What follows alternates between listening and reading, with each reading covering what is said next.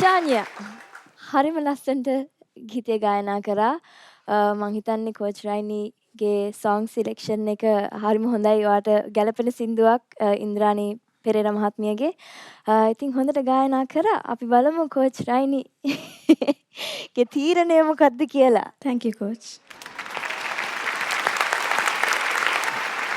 Coach Raini අපි හැමෝවම ඇතුලෙන් හරිම හැඟීම්බර කරන්න පුළුවන් මතකයක් ගොඩාක් අපේ මනසට ගේන්න පුළුවන් විදිහේ ගීතයක්. මොකද ඒ ගීතේ ඉන්න ප්‍රධාන චරිතේ සේමසේ කෙනෙක් නෙවෙයිනේ.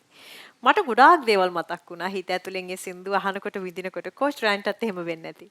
අනිවාර්යෙන් මම මේ ගීතය තෝරගන්න හේතුව මගේ අම්මාගේ ප්‍රියතම ගායිකාවක් වන ඉන්ද්‍රාණී පෙරේරා මහත්මියගේ මේ ලස්සන ගීතය මට හිතුණා මේ ශාන්‍යගේ වෝකල් ටෝන් එකට ගැලපෙනවා කියලා. මොකද ශාන්‍යයට තියෙනවා පොඩි වින්ටේජ් ගතියක් ඒ වෝකල් ටෝන් එකට with a modern twist obviously, but මට හිතුණා අර ඒ වගේ ගීතයක් දුන්නොත් ශාන්‍යයට කරන්න පුළුවන් දේවල් වැඩි කියලා සින්දුව ඇතුලේ මේ කෙටි කාලයක් ඇතුළත.